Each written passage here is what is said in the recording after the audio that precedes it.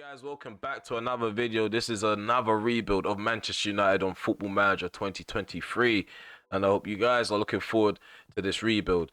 So in real life, I'm pretty sure every Man United fan has witnessed Manchester City completing the treble against Inter Milan, winning 1-0. So I felt like it's only right we did a video on rebuilding Man United on Football Manager.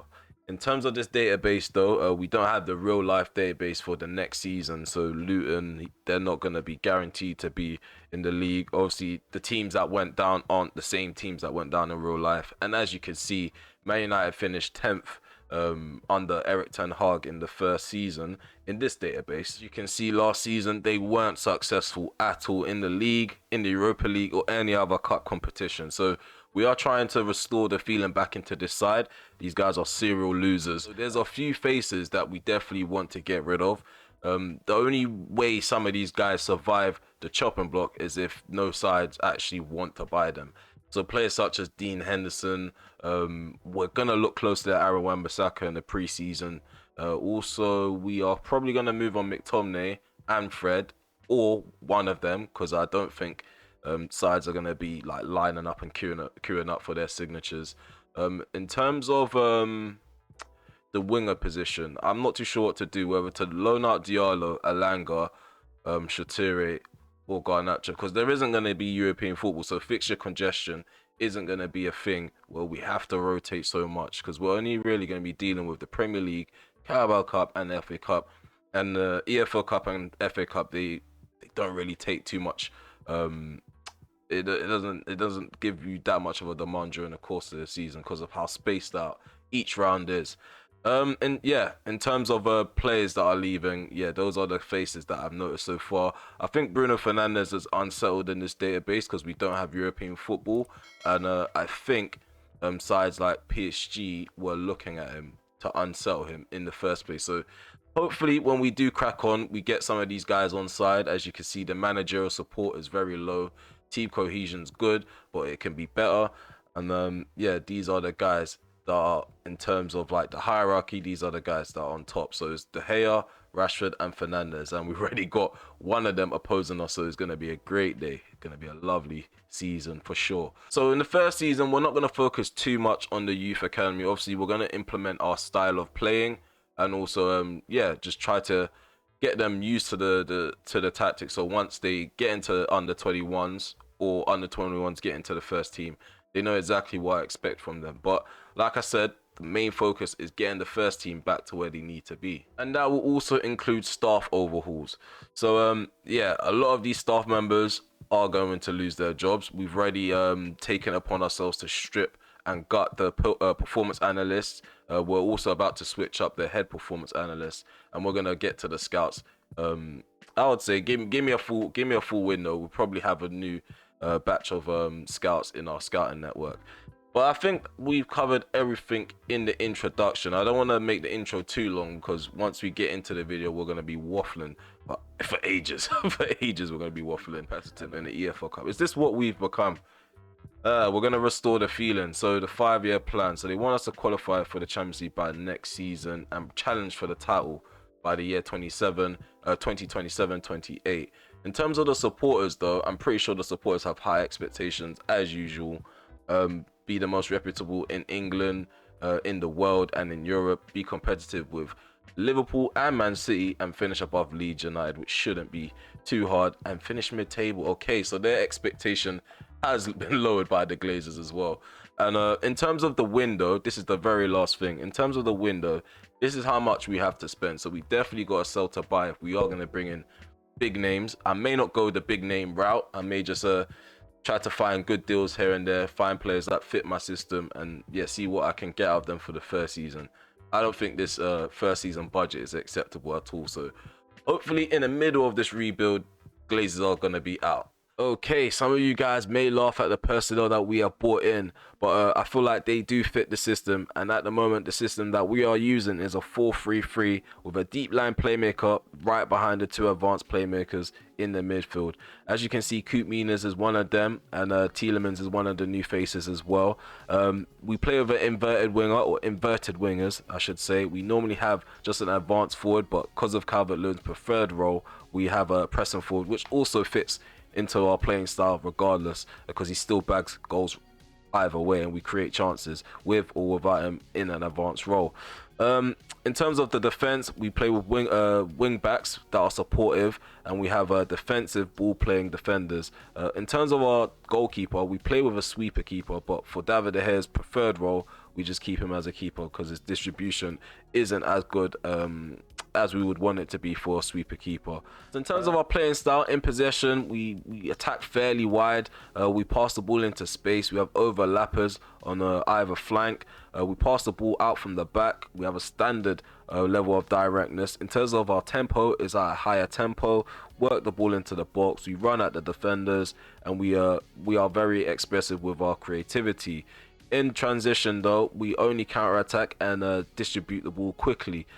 We don't have a restriction on how where the ball's distributed to or how it's distributed, but yeah, we just ask the keeper be very fast in his decision making. In terms of our defensive line, it is standard at the moment, and we kind of do like chop and change it in game. We play about with it, but normally we just keep it standard. In terms of our line of engagement, is quite high. So like I said, we do have pressing forwards in our forward line, such as Calvert-Lewin. Evan Ferguson could potentially be one. That's a guy we signed. I just let that slip. But yeah, Evan Ferguson could potentially be a pressing forward next season for us. So yeah, having a high line of engagement is it works out better for us. Win the ball higher up the pitch, and we create more chances that way as well. So we don't wait too long to actually get the ball back. A lot of these players stank out the stadiums in the season prior. I feel like it's had an effect on how much money we could potentially get in those type of deals. The best thing about it is that we only did deals where we got the money straight away, no installments or add-ons, but we didn't get any amount as much as 20 million in one particular deal. So yeah, Maguire, he's out the door. Dean Henderson followed up, 13.75 million for him. Bailey left as well. Brandon Williams, Fred, Tellez, McNeil, we wanted to keep him and develop him. However, he refused to sign a new deal, and I thought, we're struggling to make money, so we may as well just sell him while the side's offering as much as we could get for him. In terms of players in, it's a bit more positive, and like I said, it's not the faces that you would have expected. But we had a 79 million pound budget. The Glazers were moving tight, and high-profile players weren't really looking like an attractive package for them because we don't have European football to offer. So these are the players we got. Coop Minas, Yuri Tielemans, we got him for free. Satalo, his deal won't go as high as 9.75 million. Calvert-Lewin, 40 million as well. Evan Ferguson, 34.5 million. And Caprile, who is going to be the deputy to David De Gea, it won't go as high as 9.75 million. Again, a lot of these deals, they didn't take as much upfront cost as you would probably assume. A lot of these deals are installment based and add-on based. So yeah, we still have a decent amount of money left. So if we do go into the market in January, we could potentially spend on one big player that could bolster the first team, or could continue to like recruit for like the youth or someone that's going to work out in the future. So it's always good to have money left over. Don't want to blow your whole budget, and you don't know how much money you're going to get in the future, especially with the Glazers in charge. In terms of our performances so far in the league, we are sitting on top of the table, 10 games played, and yeah, we got 23 points. Like I said, Dominic Calvert-Lewin doing really well, joint second for the Golden Boot. No, not joint second, he's third for the Golden Boot at the moment, or pretty much second place because these two are joint first. But yeah, in terms of the squad, the playing squad, average ratings above average from most of these guys for their overall campaign performances. For the last 5 games, a lot of these guys have had a talking to, such as Garnacho, Delo, Tielemans and Sancho. So there's still a bit of inconsistency creeping in. Okay, so players such as Eriksen, he can't play a full 90 minutes. So the likes of Tielemans is a breath of fresh air because he can, and we are gonna look to add more players into the squad. With this system, the reason why I tend to have like 4 advanced playmakers going at a time is because, yeah, it is a demanding system. As you can see, the intensity is on red, so the work rate has to be quite high, and that's what I look for when I bring players in. Because he was a free agent, this is the only guy that I'm concerned about when it comes to like fitness and stuff like this. That's why we are working on his endurance. Again, hopefully by the end of the season, he's gonna fit our system perfectly. Right now, Tielemans, he's a work in progress, but a really good work in progress. Cute Minas, we don't have to worry about stuff like that with him. As you can see, stamina 16, work rate 15. His natural fitness is high as well. He's likely to play week in, week out on a consistent basis, and this is what we're getting for our money as well. Like, good technical ability, passing really good as well. And yeah, I feel like this is the standard that United should be at, especially if you have a system. You can't have guys that are playing in a system and they don't know how to play the role correctly. I don't, for the life of me, I don't know what McTominay's best role is. I really don't. If you can tell me in the comment section below, like, you can say it's box to box, but is he really great at that? You can say he's a ball winning midfielder, but is he really great at that? We could probably try use him as a deep line playmaker, but let's be honest, he's not gonna give me the results that I'm expecting for the system. As you can see, his vision's on 9. We're a possession-based side. What are we gonna do with that? So even though we've had a successful window, we still need to look beyond this season as well, because we do need to increase the ability of the players on the bench. Right now we're focusing on the first team, but the second season we're gonna be focusing on the bench players, because that's how you build a successful side. To challenge on all fronts. In terms of the backroom team, we have changed a few of the staff members. We're not going to talk about the youth intake just yet, because nothing has happened. We don't get the youth intake until March, and we don't get a preview until December. But in terms of personnel, we can talk about the staff members. When it comes to coaching, it's really important that you improve the coaches at United if you are doing a United rebuild, because if you have coaches like Darren Fletcher in charge of your defensive assignments or possession-based assignments, you're not going to get the most out of the development of certain players that have good potential, or players that are working within your first team. And they need to be sharp, and yeah, they just need to be sharp. And the best way for your players to improve and actually be sharp in game is to have good coaches to coach your players off the field, and other things such as your analysts as well. If you wanna have like a really good report, a decent report after a game, and you want it to be broken down to you as simple as possible, because I feel like the better the analysts are, the more they simplify your job in terms of like reading what's going wrong with your squad, what's going right with your squad. And staff members such as this is probably what you need to look for. Yeah, because the head performance analyst that we had before, his tactical knowledge was very low, and even his data analyzing wasn't high either. But yeah, a lot of these guys, they're not the original staff members. These are just guys that I've hired. We've also done the same thing with the technical director and the director of football. I thought I could handle like John Murtough for a season, but the contract renewals he was handing out, it was just shocking. Like, it's poor negotiations, poor negotiating that he was doing.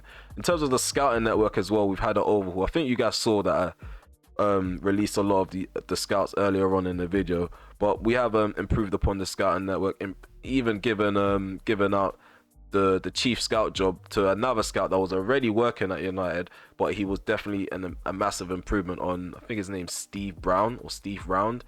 I don't know what his name was, but yeah, he wasn't his ability to judge players wasn't as high as Guzman. Non-penalty expected goals is 2, which is also good. We're expected to score from open play. Conceded goals per game, which is 0.60. We've only conceded 6 goals in the league and scored about 20, so that probably explains the numbers right now. I did say I want the consistency to continue. We keep dropping points against sides that we are expected to beat, sides that are sitting back and soaking up pressure. So yeah, I do want to bolster the squad in maybe January or in the summer. We need more cutthroat players in the midfield and in the final third. So chance creation or the taking of chances increase within the squad, because we're not always going to beat sides like Manchester City or Liverpool. There are going to be hiccups along the way. Right now we got off to a perfect start, but yeah, things aren't always going to be rosy. I am doubtful right now. Hopefully they turn it around and we can just live in harmony, you know. But it's not going to go that way, because there are people that do like to rock the boat. The ship isn't completely happy. As you can see, there are players that do want out, like Bruno. He wants to play in the Champions League. Donny van der Beek, instead of taking accountability about his poor form, he's complaining about not being in the national setup. So things can get rocky during the course of the season. So we don't want to get carried away. So like I said, hopefully we end the season strongly, and we can have a good review, a positive review at the end of the video. So let's complete the rest of the season. Okay, so we are back now. We are back and we're at the end of the season. As you can see, we've had an opportunity to win our first piece of silverware all the way back in March, and we failed. We lost 2-1 to Brighton Hove Albion. We did try to field a strong enough side. However, we were hampered with injuries. For some odd reason, it won't allow me to view the match report. So in terms of like the match report, it's not available, so I can't really show you the lineups. But all I know is that when we went into the final, there was a lot of injuries. Rashford was out, Sancho was out, and so was Dominic Calvert-Lewin. He had a niggle just before the cup final. So we only had Hugo up front. We had Garnacho playing. I think Diallo was out on loan, so we used Pelistri. And yeah, that is the result in the end. Sorry to waffle so much about a poor result, but yeah, it's just to give you guys some context to why we bottled our first piece of silverware this season, a potential first piece of silverware this season. However, in the league, we went all out. We went all out because of the lack of congestion in our schedule. We were able to just focus on the domestics, and that's exactly what we've done. Despite winning the league by 92 points, we did drop a lot of points along the way. We lost 4 games on 5, and yeah, it was a bit of a situation where we was running away at some point, but I think once we got complacent, results started to dip. So if we could just quickly go back to the schedule again, and as you can see, there was a bit of a period, I think around March and late Feb, where we started losing games back to back, around the time where we lost the cup final. But obviously afterwards, we went on a good run, especially in the FA Cup. We also made it to the final. If you guys want to see the pathway, I'm just gonna narrow it down to just FA Cup. Oh no, let's just do that. So yeah, the pathway to the final, it was quite simple, if I'm honest with you. We had Derby County, Reading, Wolverhampton, Newcastle, Stoke City, and Liverpool. So quite an easy run. So things have been like handed to us in our first season, if I'm honest with you. But sometimes you need that kind of luck, and I feel like we've rode it to the very end. We got the FA Cup final coming up next against Liverpool. That's why I haven't started the review just yet. I'm just giving you guys a rundown of where we're at the moment. So even the EFL Cup, we had a pretty straightforward run up until the semi-final. Obviously, we bottled it at the very end. Okay, so it's the FA Cup final. I'm very tempted to go Capriel, and yeah, I want to win this. So we're gonna stick with David De Gea, but we are fielding quite a strong side. I am confident that we could possibly take it to them, even though they have the better side on paper. A lot of our players are informed. They're playing for the badge. And yeah, the system so far has worked a treat. So let's head off into this game, try to secure our second trophy on our first season, and see how we get on against Jurgen Klopp and Liverpool. Okay, so it's time for the team talk. So I need to pump these guys up, get them motivated. I don't know what to say though. Fans, you might be the underdogs, but do them proud. Fans deserve this trophy. I don't know what to say. Go on and win and show everyone we're capable. Should be winning this. I'll just say I shouldn't have to tell you how much this means to the fans. So I'm just gonna do that. It did motivate a few guys. In terms of the defenders, hands together. Nah, I want to pump these guys up. Well, I'm gonna go with the aggressive approach. Let's see if that works. Ooh, yeah, I should have took into account Hannibal's in the side. Young players don't really respond well to that. Hands in pockets, expecting good finisher. To be fair, he's got 30 plus goals in all comps. So Dominic Calvert-Lewin's in great form. Okay, so the game's underway now. Liverpool are in possession, 8 minutes in at Wembley. Looks rather dull. They even got Jude Bellingham. Solid signing for Liverpool. Trent plays the ball in. Well done, Wan-Bissaka. He's been class this season. Bellingham. Arnold, 1-0, of course. Of course, Malacia falling asleep on the left-hand side, diving ahead, beating at his near post. Shocking. Dominating possession. Each highlight, Liverpool looks so comfortable on the ball. Come on, well done, Hannibal. Come on, make this count. Sancho, Rashford, come on, make that count. Rashford, oh, there we go, 1-1. Brilliant break. We won the ball. High up the field, high up the pitch. Thank you, Hannibal. Okay, triangles in the midfield. Koopmeiners, what a ball to Rashford. Come on, make it count. Have Trent on thin ice. Ball in. Calvert-Lewin, 2-1. There we go. What a ball in the FA Cup final. Don't want to be negative. I don't want to tell them I don't want their heads to drop. Because normally, that's where their heads do drop.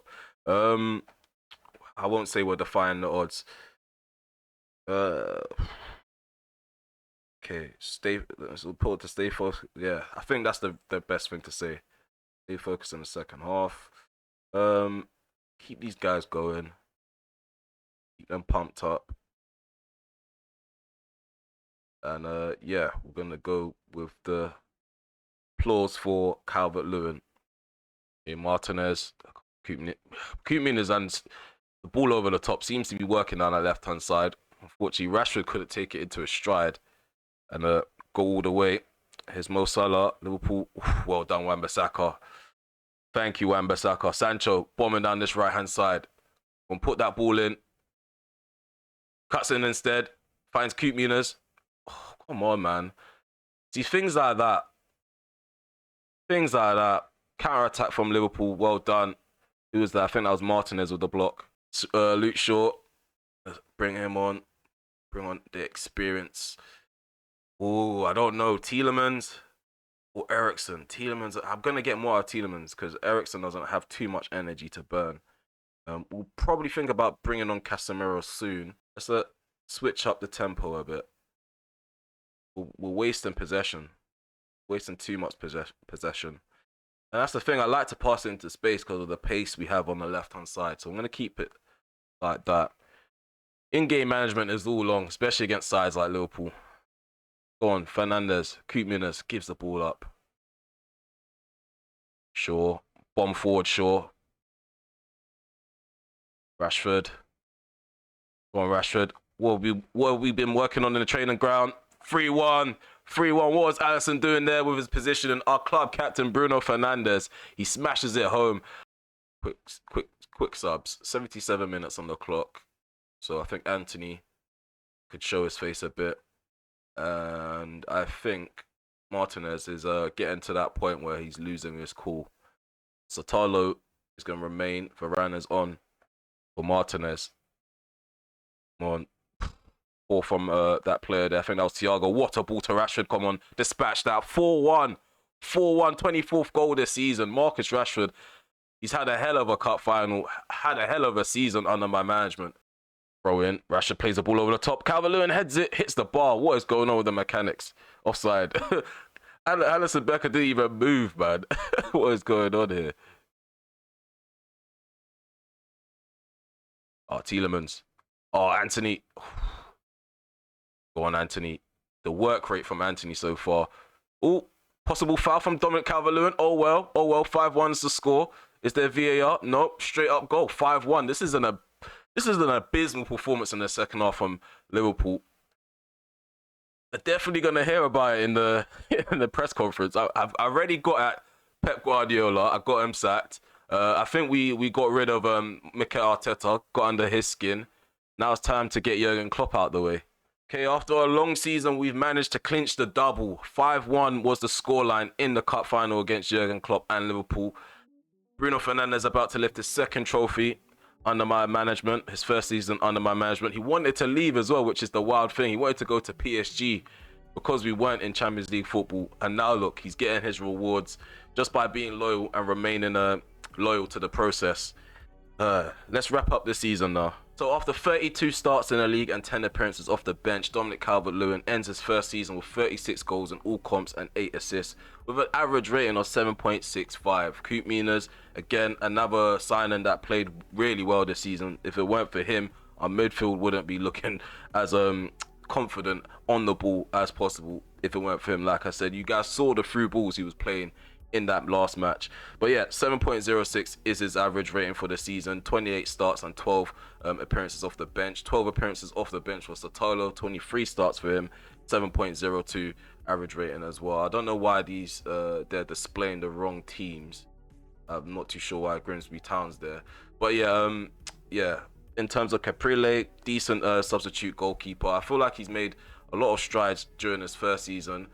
He's not too far off of like being good enough to replace David De Gea, but he's still got a few years to go. And I feel like David De Gea, we can squeeze one more season out of him. So yeah, no rush in the development of Elia Caprile. So Yuri Tillemans, he managed to play about 30 games in his first season in the league. In all comps, it was about 10 appearances off the bench, because a lot of the cup games we didn't start Tillemans. We focused mainly on the Premier League with players like that. And as you can see, his first season, I won't say it was a massive success, but for what we got him for and what he's contributed to the side so far, I feel like it was a good piece of business.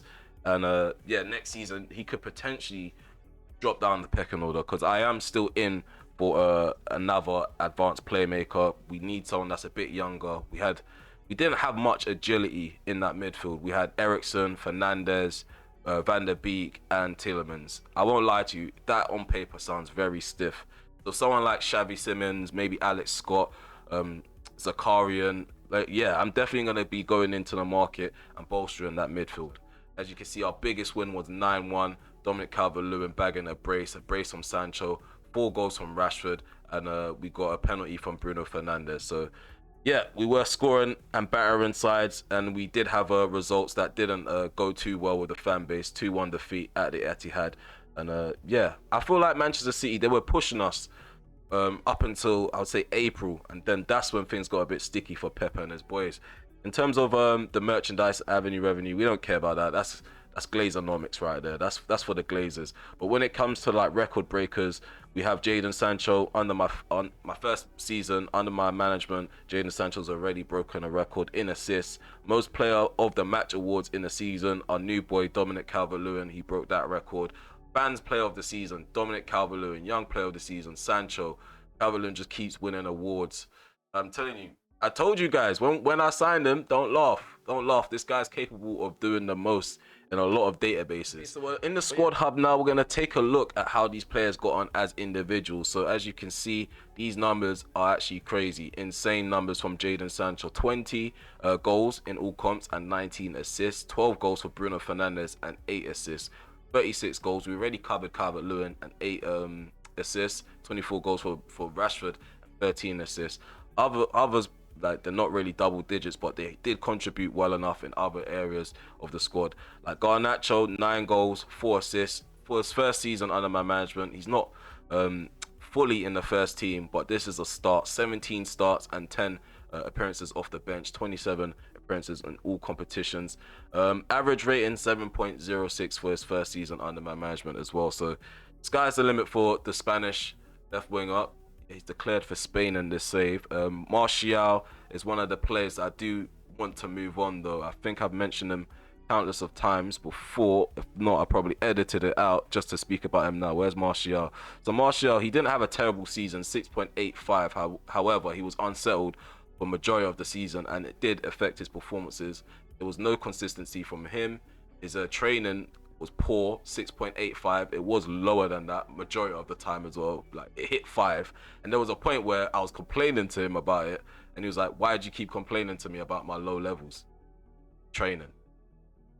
Bro, the cheek, he's gone. Don't worry about that, he's going. Donny van der Beek could possibly be out of the door as well. He's been complaining about not getting into the national setup. I mean, if you're not good enough to start, it's not really my fault. You just need to break it to the first team and actually be consistent, and that's something that he wasn't. He's just like Martial. He wasn't consistent in his form, The little game time he did get off the bench, he didn't capitalize on it. He managed to only bag 3 goals and 2 assists in all comps. He did end with a decent average rating, but I think that's just because he didn't play as much as much as he could have. Even Ericsson, again, we're not getting as much as we would want out of Ericsson, and he has taken up a spot for a player like Hannibal, who has had a strong end to this first season. And yeah, we are going to look to move these 2 guys on and bring in another young advanced playmaker. That's good enough for the first team. We are linked to Xavi Simons, and that's definitely the direction that I want to go. I want someone more agile, someone that's got work rate, someone that's got stamina, that can play week in, week out. And because we've qualified for the Champions League, the congestion's only going to get worse. Read it for yourselves just to see how these individuals got on, because some people do look out for certain individuals to see like how they get on with one season gone by. Just remember, I use certain players differently to others. Like Terrell Malacia, I feel like Terrell Malacia is definitely going to be someone that's knocking on the chance of being the first choice left back. Even though Luke Shaw is good, he's just like Martial. He gets little niggles before games. There's this thing that I added to the database where you get new types of injuries. They've been pulling sickies. Like it says, what's the symptom? It says pulling a sickie. He's out for 1 to 2 days. Stuff like that, like just before a game. Very, very unreliable. So we do need to bolster the squad, get reliable players in. Yeah, it's just all going to be about footballing decisions. It's not going to be about going into the market, signing a marquee signings. I'm just going to be going for people that fit the system. And we're not guaranteed to be backed in the market. We do have 62 million left over to spend, but we don't know how much the Glazers are going to add on top of that and what effect us winning the league is going to do for certain prices, certain individuals in the squad. So I don't know if I can recoup that much money, just like what we had to go through in the first summer window. But yeah, we're going to talk a bit about the data hub before we get into future transfers and future targets. So in terms of the data hub now, as you can see, our analysts have suggested that goals per game is 2.53. Non-penalty expected goals per 90 is 1.97. So we score more goals in open play, or there's a chance of us scoring goals in open play, which is good. We're not relying on set pieces. Conceded per game 0.79, which is good. Well, good for the first season at least. I feel like we could improve upon that number if we have a consistent backline. There was a lot of chopping and changing because Varane, again, a lot of injury-prone players in the side, and players that can't play week in, week out, or players that can't play 2 matches in a week. Like Varane, if you play him once, he needs a rest for a week, apparently, according to the physios. In terms of the pass completion, 83%, which is always fantastic to have. I want to see the dribbles per game because I feel like the dribbling from our side was a bit poor sometimes. So 17.55 dribbles per game, which is good. The average rating in the league is 16.10. So we are above the average in the league for pretty much every statistic except the pass and completion. Yeah, I feel like the system's working out really well. In terms of the familiarity, is really high. Let's see the cohesion in the team. Won't really show us. We need to do the end of the season team meeting. So we're after another ball playing defender next season. We're not too sure what's going to happen with our centre back positions. Varane, he's been talking about running down his contract, so we do want to act fast, and act fast is what we've done. We've gone in for Levi Cowell. I'm just waiting for confirmation on the transfer. I only really wanted to complete it after the season was completed. In terms of the fee that we're going to be paying for him, you guys should already know about him by now. He's got really good potential. 15 million is what we're going to be paying up front. There's potential add-ons, installments as well, so it could rise up to 41 million eventually. We did go in for Xavi Simons. We was waiting for confirmation, but I kept delaying it until PSV said no, we're not going to delay by a week anymore. So they rejected it. That deal could have potentially got us up to 56 million in installments and add-ons, but 19 million would have been upfront costs. We're gonna probably go back in for Xavi Simons, but the only reason why I was delaying it is because I was keeping my options open for that advanced playmaking role. There's a lot of talent in this database, and I want to make the right decision. So I don't want to rush the Xavi Simons deal. However, Levi Cowell, I do know that he is the guy that I want. I've been looking at him since the start of the save, but because we didn't have the money, the financial backing, I didn't want to go in for players that we didn't need right now. I feel like he's someone that's gonna grow in to the system, and yeah, he's gonna be a star man. He's definitely going to be a star, and maybe in 2-3 seasons. That's if Martinez doesn't kick up stink. So, but yeah, that's it for now. That's all I really have for targets. The squad planner hasn't been done, as you guys just seen. I just literally finished the first campaign.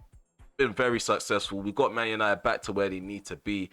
Future targets, you guys already know what I'm targeting: advanced playmaker, a centre back, possibly more wingers, new wingers. When it comes to this video, if you made it this far, please remember to smash that like button, sub to the channel if you're new, and also hit the notification bell so you're notified when I go live, premiere video or upload one. Again, let me know what you think of the video. Let me know if I was going too fast. Are there things that I missed out that you guys want me to include in the next video? Should there be more gameplay?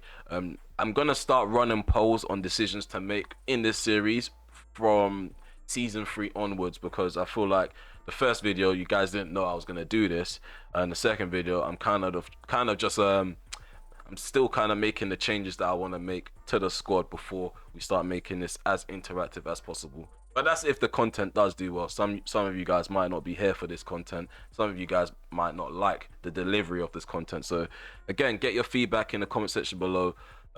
Yeah, help a guy out. Take care for now. Peace.